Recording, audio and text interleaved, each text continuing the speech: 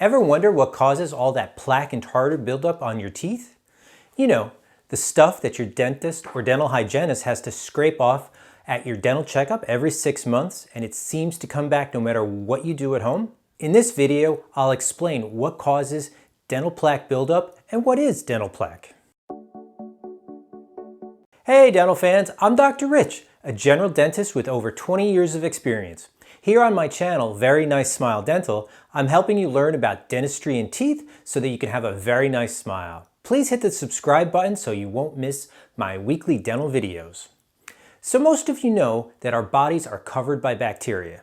Did you know that bacteria also live in your mouth and in your digestive tract? The dental plaque in your mouth is created by bacteria. The bacteria form dental plaque on your teeth so that they have a place to live. The process starts by a thin protein layer that forms on your teeth called a pellicle layer. This layer gives the bacteria something to attach to so they can start growing on your teeth. Once the bacteria attach to your teeth, they will eat the foods you eat and start to reproduce. The amount of dental plaque on your teeth will increase as the bacteria reproduce. There can be as many as 200 to 400 different species of microorganisms living in the dental plaque. Initially, the dental plaque is soft, and you can remove it with proper brushing and flossing. I'll leave a link to my how to floss and how to brush videos down in the description. Over time, if you don't remove the plaque, it will pick up minerals from your saliva and harden into tartar. Once that happens, the only way to remove the tartar is by seeing your dentist and having it removed with metal instruments. A toothbrush and dental floss won't remove tartar. Dental plaque will form all over your teeth, but usually due to chewing action, it gets removed from the biting surfaces of your teeth.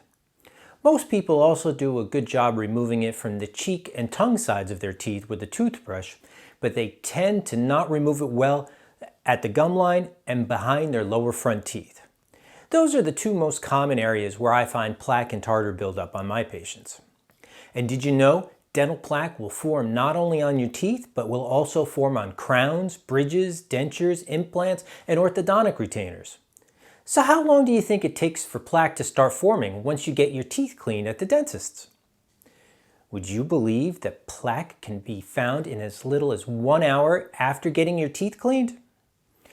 Because plaque grows so quickly, it's difficult to stay ahead of it for most people. Finally, be aware that the plaque that forms on your teeth, dental plaque, is not the same type of plaque that forms in your arteries. The plaque in your arteries is made up of fatty deposits and can lead to a disease called atherosclerosis.